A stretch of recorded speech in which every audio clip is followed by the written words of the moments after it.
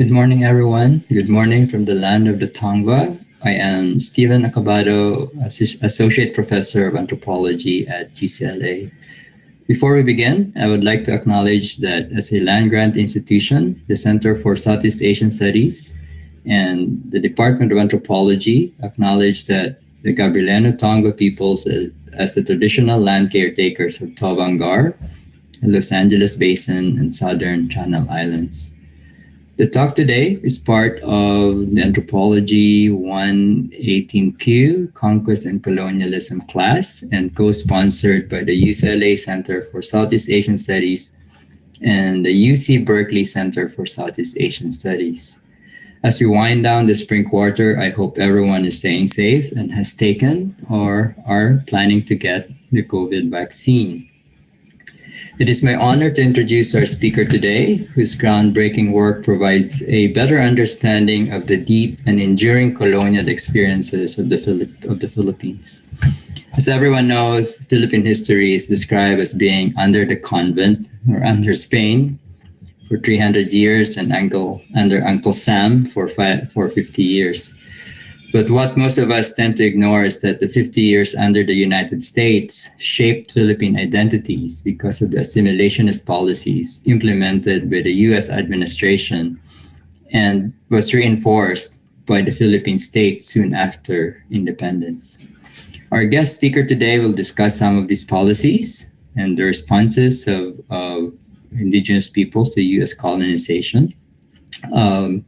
These policies facilitated the embodiment of the Philippines in the American imagination. Dr. Mary Talusan Lacanlale looks at the participation of the Philippine Constabulary Band in the St. Louis World's Fair.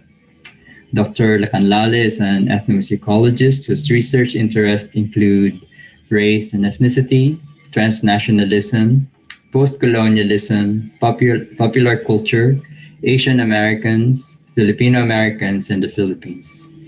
She was awarded a PhD from the University of California, Los Angeles. Welcome back, Dr. Lacanlale, in ethnomusicology, and was a Fulbright Scholar to the Philippines, a Ford Foundation Fellow, a Foreign Language and Area, or FLAS Fellow, and a Mellon Postdoctoral Associate at Tufts University. Mary Talusan Lacanlale is currently an assistant professor of Asian Pacific Studies at the California State University at Dominguez Hills. Her forthcoming book, Instruments of Empire, Filipino Musicians, Black Soldiers, and Military Band Music During U.S. Colonization of the Philippines, will be published by the University of Mississippi in fall of 2021, so a few months from now. So let's welcome Dr. Lacanlale.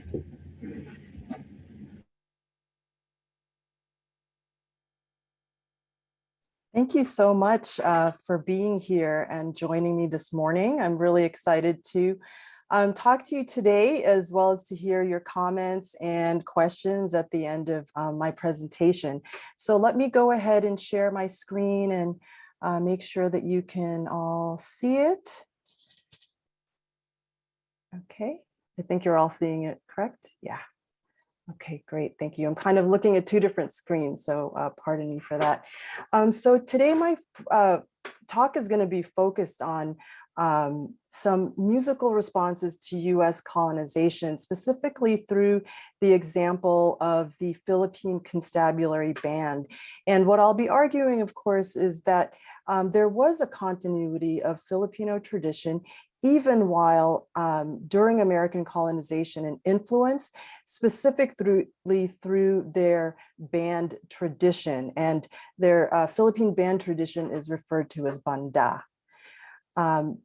So if you don't mind me, though, sharing another book that I co-edited with Eleanor Lipat-Chelsler, also a UCLA grad. Our Culture Resounds, Our Future Reveals, a Legacy of Filipino-American Performing Arts in California. You can download it for free at ubearte.org or through the UCLA library. So I hope you get a copy of that. It has a lot of links to performances on California Revealed. So yes, my talk today will be about my forthcoming book, or my upcoming book that's going to be published in the fall, Instruments of Empire. And I do look at, the ways in which we make assumptions and connections between race and music, specifically through the genre of military band music. This connection between genre and race, of course, was prevalent in the early 20th century. And Western music, what we might refer to colloquially as classical music, was really the marker of a civilized culture. And so by linking musical genre and race, Philippine music and music making are completely obscured because European music was already well entrenched in the Philippines. But this fact was concealed by the United States emphasizing that Filipinos were, of course, savages in need of civilization. So in order to legitimize this, it had to erase that particular tradition of European music in the Philippines. I also want to argue that the meaning of authenticity, or what we generally think of as the cultural distinctiveness from the West, especially when applied to the music of lowland Christian Philippines, must be redefined and reevaluated, because it has been for far too long deployed in the racial imagination of white American thinking as a way to disguise Filipino autonomy, self-determination, and identity. I'm, of course, not the only one to analyze the link between music and race. I took a lot of inspiration from a book called Music and the Racial Imagination, edited by Rodano and Bowman, and how musical analysis really links race and music, and of course its consequences.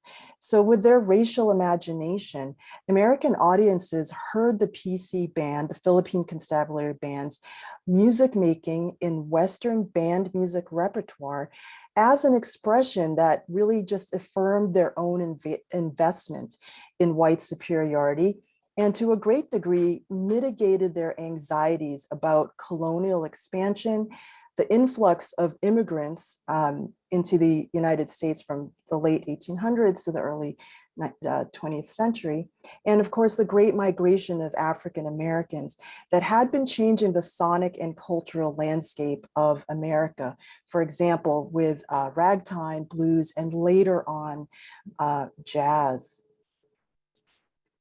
So what are the most often repeated sayings about Filipinos and music? I'm sure you could think of a few, but these are common. Filipinos are natural musicians or natural singers. Filipinos can mimic any American singers or any singing style. And then, kind of veers off in a different direction by making the assumption that Philippine music is completely westernized and Americanized, and then leading to things like the Philippines doesn't have any authentic music. And this is precisely because of that oft repeated saying that Dr. Acabado mentioned, that the Philippines spent 300 years in a convent and 50 years in Hollywood. And note that this completely erases any kind of agency, creativity, individuality, identity by Filipinos themselves. So, just going through, Googling this, we can see that, a lot of people debate questions about why Filipinos are so good at singing. And, sometimes they resort to saying things like it's genetics, it's in their DNA. Other things are less positive and more explicitly racist.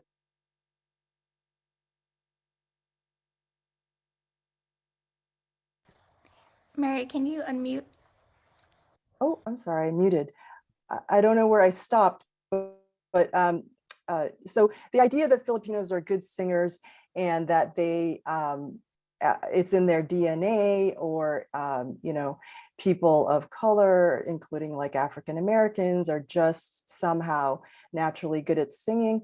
But other people, point to culture as the main factor, because it's a valued social practice in the Philippines. And of course, in the Philippines, we embrace the stereotype a little bit because it is positive and complementary in a world in which, there are few things being said that are complimentary about the Philippines and Filipinos. So in my book, I talk about this phenomenon as hearing with an imperial ear. And specifically in the early 20th century, when the United States was really having to impress upon the public the absolute need for the United States to be in the Philippines and to help civilize the natives, I wanted to, excavate an imperial way of hearing Filipinos as inauthentic, as mimicking Western music and aesthetics, and thus leading like this taken for granted idea that Filipinos are willing to embrace the work of the United States benevolent assimilation project in the Philippines. So by invoking the stereotype of Filipinos as natural musicians, I argue that we participate in what Stuart Hall calls ritual degradation. In this case, the ritual degradation of Filipino music making, and by extension, all Filipinos, really deprives us or them of a sense of cultural authenticity, identity, and agency. So I will, in this talk, provide an overview of the performances of the Philippine Constabulary Band and their tours of the United States, how American audiences heard them, especially because they developed an imperial ear by the way they regarded Philippine music. They regarded Filipino music as really emerging from the work of the United States to civilize Filipinos and completely erased 300 years worth of tradition in European music. And then I want to focus on also on how we can listen differently to Filipino performance, to hear their ingenuity, their creativity, and what I'm arguing is a continuity of the banda tradition, even during colonization and American influence. And this charge is somewhat challenging because the idea that Filipinos are naturally musical has been there actually for centuries, even being promoted by the Spanish. And also in the banda tradition, one cannot necessarily hear the continuity of Filipino tradition if we're only listening to musical elements and musical genre. So if you don't mind, I would want to give you the background of why I came to do this research and give you the backstory of my interest in investment. When I was 4, my parents immigrated to the United States, to the suburbs of Massachusetts, very far away from Philippine culture. And the only, other Filipinos I met were the close barkada of my parents. So the only connection really to the Philippines and Philippine culture was when my grandmother would come to visit us every other year. And as a musician herself, she would coach my sisters and I in classical music. And then she would tell me this really fantastic story about her life. And as a teenager, I honestly didn't want to listen to it. And I thought she was exaggerating, to be completely honest. And so she would tell me that she was a part of an all-women's brass band in the 1920s and 30s, and that she was a conductor and she won all of these awards.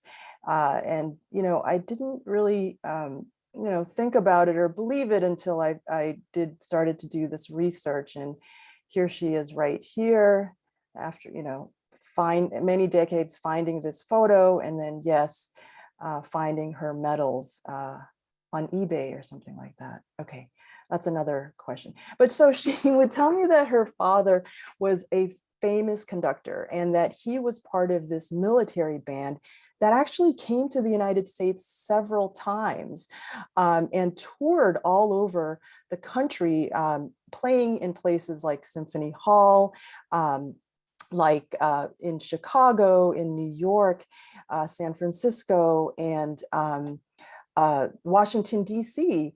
And it was just surprising to me that he came to the US so many times and was part of this famous military band.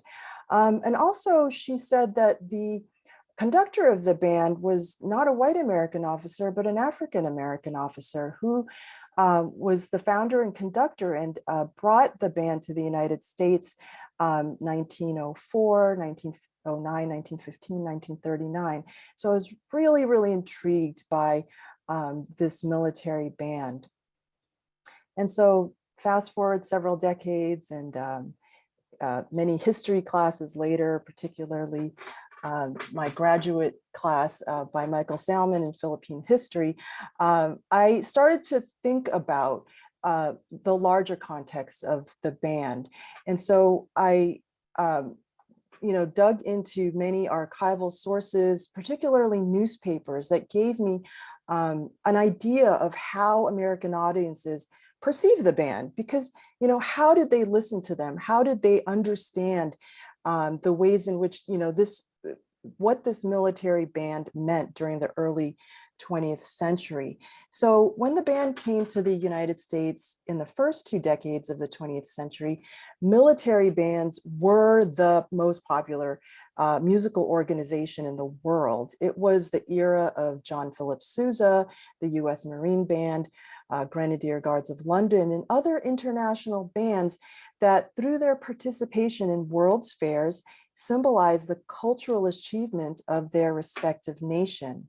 However, this becomes a little bit more complicated when the Philippine Constabulary Band performed, because they were promoted not as the cultural achievement of the Philippines, but as proof of the success of the United States in civilizing the natives. So in this way, the PC band became an instrument of empire in the ways that they were contextualized by American media and the colonial administration. However, the representation of the band in this way really left me unsatisfied. Were they only an instrument of empire used to promote the United States' success in the Philippines? Or were there other ways in which Philippine traditions continued on as a response to direct colonialism? Through a few examples today, I will argue that they continued their Philippine banda tradition in the United States, a kind of continuity amid colonialism, and that this tradition didn't cease to exist even under direct colonial control. Their performances contained certain structures and processes of indigenous Philippine music. So much like the approach of William Henry Scott, who in Cracks in the Parchment Curtain read extant Spanish colonial documents against the grain of colonial domination, I read differently these newspaper accounts of the band to uncover moments of native transgression, agency, and even triumph in a musical form, military band music, that was heard by most Americans with an imperial ear as an acquiescence to colonial rule and gesturing towards the inevitable assimilation of Filipino culture by American cultural hegemony. I hope to propose a decolonizing approach to prevalent and often repeated ideas and stereotypes about how American influence in music led to the eradication of Philippine music tradition. So my main arguments, the Philippine Constabulary Band was represented in American news media in ways that serve propagandic aims of the US administration. So newspaper reports are what part of Stuart Hall calls, quote, a dominant means of ideological production that produce, quote, representations of the social world to shape understanding about the world, end quote. Newspaper representations of the PC band, who were almost always called natural musicians and inferiorized and infantilized as little brown men or little brown brothers, not only shaped knowledge of the band itself, but also developed a body of knowledge about the Philippines, Filipinos, and Filipino music making in ways that supported and were supported by colonial, imperial, and racial ideologies. While newspaper reports were a powerful tool for dominant societies' ideological dissemination and production, they also offered some firsthand accounts with ethnographic descriptions of these events that are otherwise unavailable today. So I read into these and I try to look at how the agency of Native musicians are encoded in them in the way that James C. Scott what he refers to as hidden transcripts, embedded in the quote, manifold strategies by which subordinate groups manage to insinuate their resistance in disguised forms into the public transcript, end quote. And since these official voices of historically subordinate groups are, quote, irrecoverable for all practical purposes, end quote, their acts of agencies are often muted and veiled. So Filipinos as, natural musicians, it kind of still structures the way audiences listen to and especially hear Filipino singers today. And hopefully we can open a dialogue about this during the Q&A. So, these newspapers shaped our imperial ears towards hearing the Philippine Constabulary Band. And it was a persistent idea, as I said, since Spanish colonization, that Filipinos are a musical people.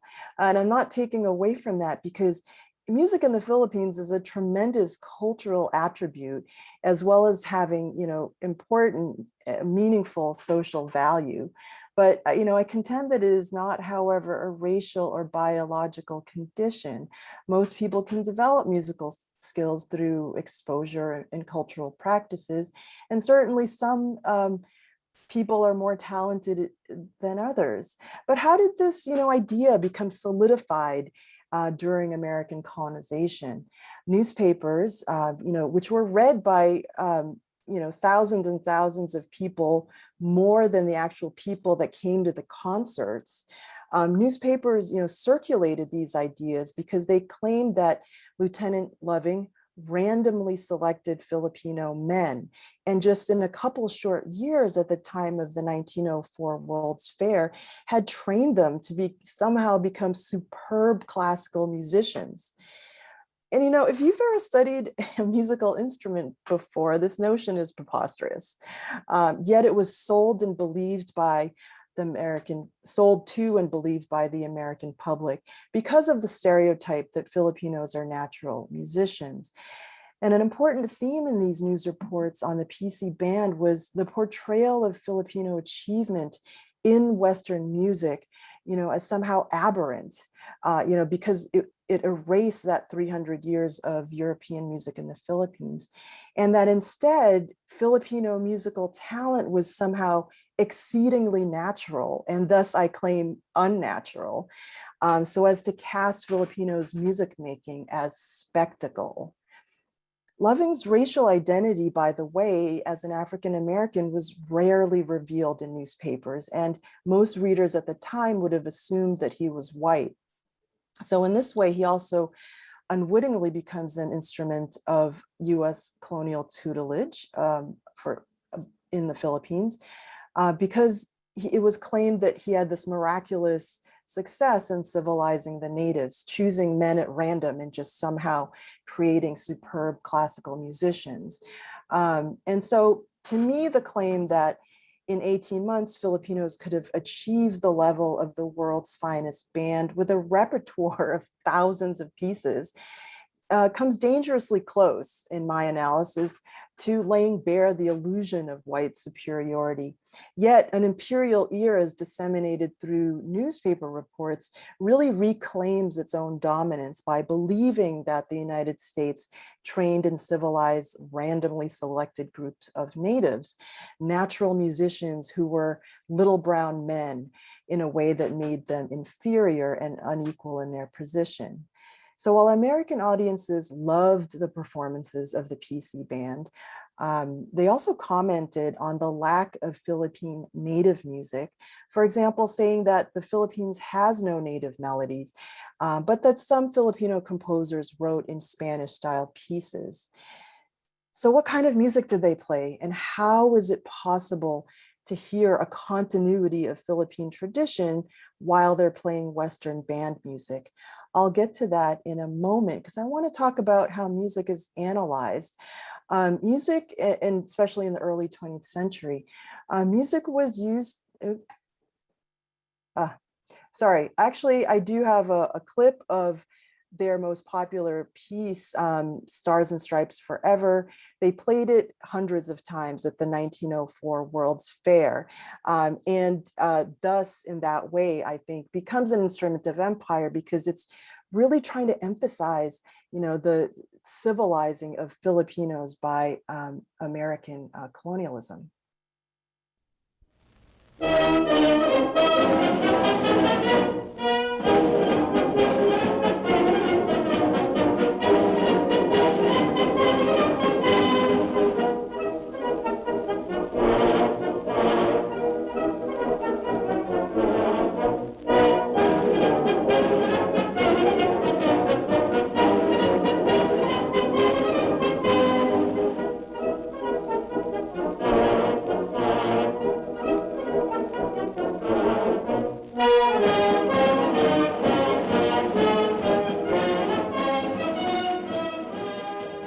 Okay, that was not the band playing in 1904. There's no recording of them from 1904. That was a different band playing Stars and Stripes. But anyways, at the time of the 1904 fair, music was really used as proof of a culture's civilization.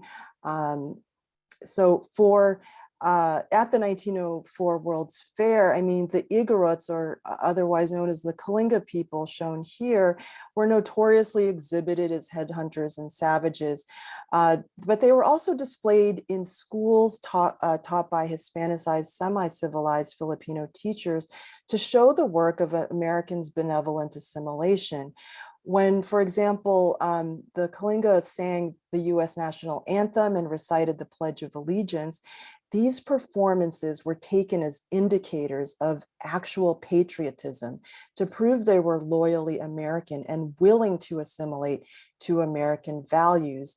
Roosevelt complimented them and he said, when I hear the Kalingas, or the Igorots, he would have said, singing a chorus of My Country 'Tis of Thee, it shows me such an advancement in so short a time.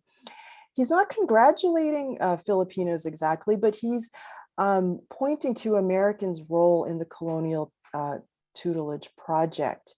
So hearing in Filipinos with an imperial ear is really revealed by the work of Francis Densmore, who was there and studying the Philippine tribes, and arguing that, their music shows that they were at the very near beginning of musical expression, because of course she privileged Western European music as the apex of civilization. So she really drew a line between the primitiveness of Igorot music and how far they were from the apex of civilization, which would have been Western music. It's interesting to note she completely ignores the Philippine Constabulary Band. They just don't factor into her analysis at all. And it's only by leaving them out that, that she was able to come to this conclusion and analysis. In fact, she was perplexed by the rhythms of the Kulintang, for example, of the Bajau musicians, because she couldn't make sense of it. And therefore, she concluded that their cheerful and chaotic music making and, chaotic rhythms were far from the civilized, organized way that European music is played, or rhythms are played, 4/4 time, very regular metric rhythms. So it's, only in the power to name and discover these organizational musical structures of the quote unquote savages noise making is only in the hands of the educated Westerner. And, I'm arguing that we have to go beyond this kind of musical analysis to understand really more completely how Filipino traditions can continue. So she excuse me, I'm just going to skip a little bit ahead. And I think it's even more crucial to understand Filipinos' own insider thinking about what they're doing when they're playing music, and not so much focusing directly on, or always only focusing on, the musical elements or the genres themselves. So, you know, my grandmother always claimed that John Philip Sousa complimented my great grandfather. I didn't really believe her, it just seemed so far-fetched, but then I started to find evidence of that. And he said that the Philippine Constabulary Band, oh, let me forward this. He said that the Philippine Constabulary Band was one of the best, wonderful military bands he had ever listened to. So there were people that noticed their, you know, superb music making, not just as an instrument of empire, but really as a fine musical organization. And they describe, you know, in detail the fine orchestral qualities of the band, the ability of the woodwinds to sound like string instruments, the subtle shading of the brass section, the control of dynamics of this band. And so in these rare glimpses, to me, it's clear that music critics could hear, you know, the Filipinos musicians' ingenuity, creativity, and excellence. You know, they were very popular with American audiences all over the place. Hundreds of newspaper accounts point to the positive reception that they had amongst American audiences in various cities, and cities that have a rich, really rich musical tradition. For example, like Boston, New York, Chicago. At the time, they had the biggest symphony orchestras. And they did things like put forth soloists. The PC band often featured soloists during their concerts to showcase their extraordinary musical ability. And this was especially important to me because newspapers frequently, almost always, called them little brown men who were identical looking, but but contradictorily, they named the diverse tribes they came from. They were Tagalog, Papuangueño, Visayan, Ilocano, but they all looked identical according to these newspapers. So the fact that they performed as soloists was really important, and they were popular as soloists because they could, audiences could hear like the delicate melodies that the brass section could produce, and featuring, you know, really members of the band.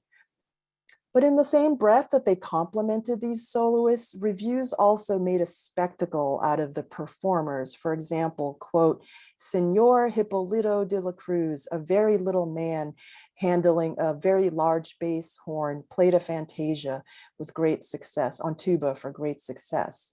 So while his skills are acknowledged by the reviewer, he's also, you know, spectacularized by these news reports who, you know, capitalized on the way that the Filipino musicians were often promoted as these little brown men who were inferior but had been taught by American colonialists to become superb musicians.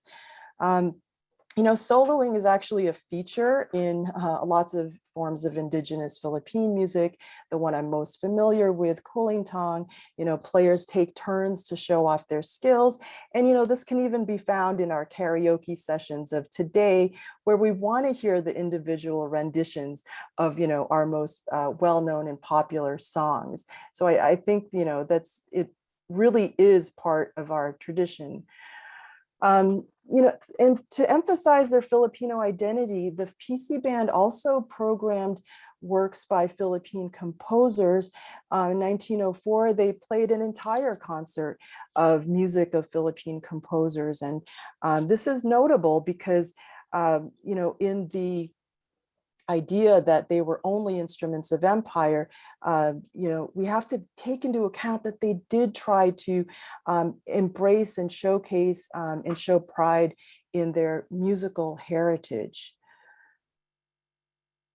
So I want to now focus on this one incident at the 1904 World's Fair that really became a legend and was, catapulted into, mythological status amongst people who remember the PC band. There's other descendants, not just me, who still retell this story, and it's always impassioned and stood for how the Philippines and the Filipino musicians were able to triumph during a time of American colonialism. So the PC band, the story goes, one night at the 1904 World's Fair, the lights suddenly went out in the middle of their concert, whether it was due to an electrical outlet outage, or some people that say that it was an act of sabotage by some American or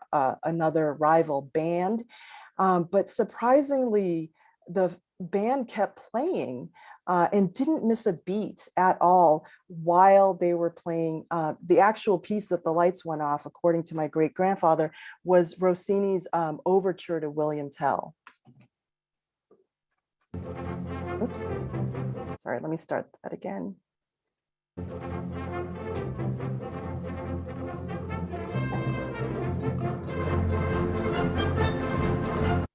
Oops, sorry.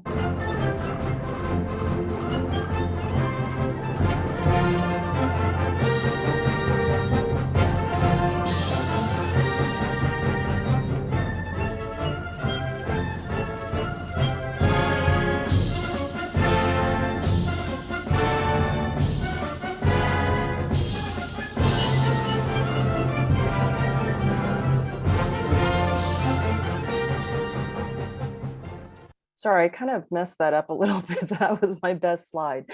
So yeah, in the middle of their performance, the lights completely cut out and they just kept going, kept playing. They didn't miss a beat. To Americans, they cheered for the band, and it seemed like a fantastic feat to them. By contrast, during a storm, newspaper reported, the lights went out at the fair. Whether it was the same night or not, I'm not sure. But that other military bands had to stop playing, and audiences were really disappointed because they were scared of the lightning storm that happened. And without lights, all of these international military bands could not go on with this concert. So despite the celebration of this event, at the same time, it also cast doubt on whether the band was actually playing music read or understood by most Euro-American players as reading from scores, or were they just mimicking it by ear? I will kind of talk about this in a few moments. Let's see. So, there is a continuity of indigenous musical practices. For example, DRM's Irving's book, Colonial Counterpoint, shows how that there was a gradual assimilation of European musical forms, and this in no way wiped out completely Filipino traditions. All right, I'm gonna skip ahead in the interest of time, but there is, for me, a continuity of the band tradition precisely in that example that I provided. European-style town brass bands were well established by the 17th century because a century before that, Filipinos were trained in the church, of course. And these town bands weren't just for fun. Novices, those musicians went under rigorous training on their instruments, including sight reading, orchestration, composition, and arrangement. They had to actually take exams to become apprentice musicians. And eventually they would take over their father's posts as town band conductors. So this context contrasts sharply with later claims by American newspapers that any Filipino, because of their innate racial musical ability, could be trained by the United States to miraculously become some sort of expert in band music. There's a particular tradition that relates to that legend that I talked about, which is called the banggaan, or collision in Tagalog. This is where during fiestas, town bands would meet up and have a competition that expanded into this really intense duel of bands called tambakan. It lasted for several days, and it lasted well into the 20th century. But this particular competition, you were not allowed to play from the score. You had to play by memory. Each band alternated, and they quit or admitted defeat only through exhaustion. So you can imagine over the span of several days, they would play hundreds of pieces. In 1924, an American newspaper reported that the Philippine Constabulary Police had to stop one of these tambakan because it had been going on for days. So the ability to read music for Filipinos was not a marker of civilized music making as it is thought of in the West. Their banda practice required playing from memory, which indicated their high level of musical knowledge, training, and most importantly, musical prowess. This entrenched banda tradition, I argue, made a superficial transition to American military band style. Which itself drew heavily on European models. So it only appears as Filipinos wholly adopted Euro-American brass band music because the obvious sonic markers of indigenous Filipino culture were invisible or at least inaudible to the imperial ear. Evidence of distinct local practices in banda are inaudible when regarding musical sound as the only manifestation of cultural distinctiveness, or kind of common parlance, what we think of as authenticity. Filipino distinctiveness existed not only in the musical composition itself or in the genre, but really in the performance style, as well as the conceptualization of and music making, even within the language of military band music. So I'm trying to read against and listen against the grain for hidden transcripts, which allows us to dismantle the orientation of our imperial ears and hear the contributions of Filipino traditions. So I want to quickly just sort of deconstruct the PC band legend, because I wonder how useful it was. Said that Loving tied a handkerchief around his baton to keep the group together, but really I wonder how useful that was when if they indeed played in total darkness. This particular fact that was reported in newspapers, it really made it seem as if an American leader was still in control of the band, which I argue was not absolutely necessary, because they would have continued playing without the symbolic white handkerchief, relying instead on their own banda tradition and musical skills. Ileto's work on the Pasión provides me some insight in the way that Filipinos retell this legend, because he notes that in many Tagalog sources, there is, quote, an apparent disregard for the accurate description of the events, quote, unquote. Nevertheless, presents as an opportunity to, quote, study the workings of the popular mind and pay close attention to the cultural context of those who tell the stories. The legend expresses that Filipinos did not succeed by economic or educational superiority or technological superiority, but by a tradition they possessed before Americans came. Okay. Oops. So I want to okay. And so another thing that was interesting was that people questioned whether the PC band was simply imitating Western music and not really playing it. For example, Sousa conducted them one time, actually more than once, but he said, when I closed my eyes, I thought it was the Marine band playing. Moments like this might have cast doubt on the ability of the musicians, because imitating or reproducing someone's likeness means something different to Filipinos and Americans. Were Filipinos only mimicking European music, or were they actually playing it? Was a question in the minds of audiences. In fact, a few conductors asked the PC band to prove that they could sight read or play a composition at first sight, to prove that they were actually playing music and not somehow just mimicking it. So they did the challenge quite well in Boston, and this really compelled listeners to reassess their doubts about the ability of the Filipino musicians.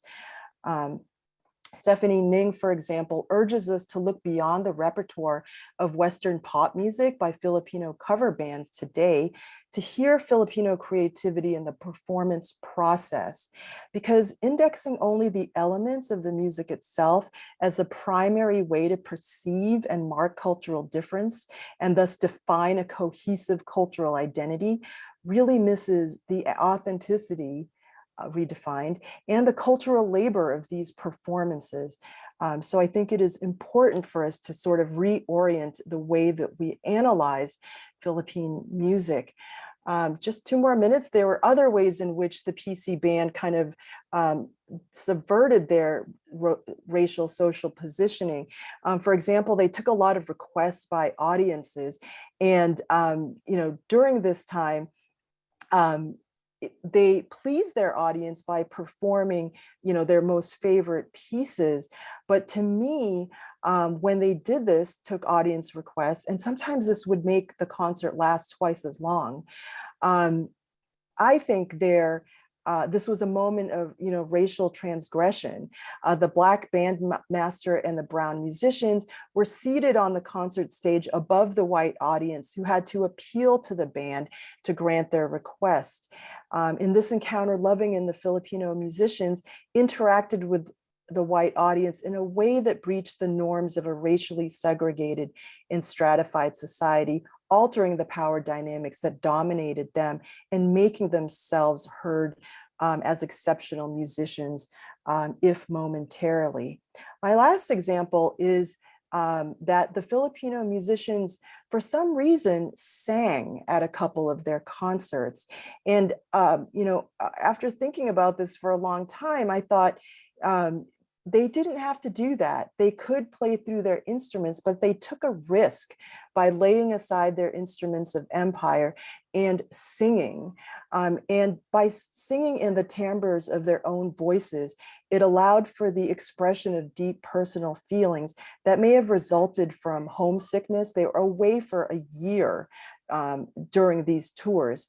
Exhaustion from the endless concerts demanding perfection, grief from a few of the band members who died on their tours, and really from the pressures of being in the public eye in ways not of their own choosing or preference.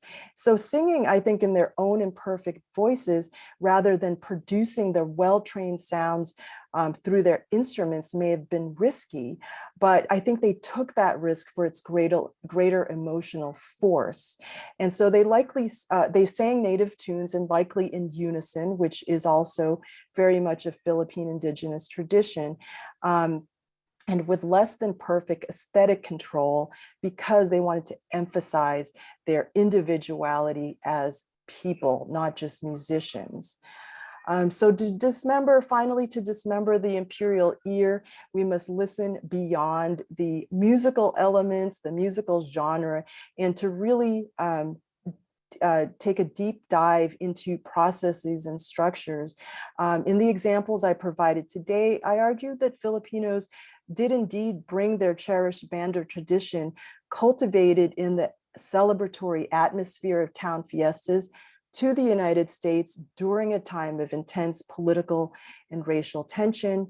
And their work in military band music, their popularity and their high acclaim with fans is very important, but it was often silenced by the racialized hearing of an imperial ear, disseminated and supported by newspapers, calling them little brown men and natural musicians. So to hear their authenticity, one must disregard the conventional meaning of authenticity that defines it as the purity of musical forms and elements devoid of Western influence. We must listen beyond, underneath, and through aspects of music in the process, practice, especially the meaning and individual perspective, in order to reclaim agency and argue against the view that Filipino traditions were unconditionally eradicated during US colonization. Salamat po. Oops. Thank you so much.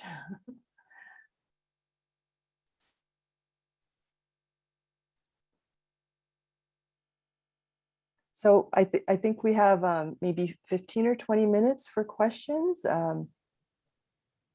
Thank you. Yes, thank you so much for your talk, Dr. Lacanlale. We do have time for questions if anyone, I see one hand raised already from Jubilee Moon. If you'd like to unmute yourself or type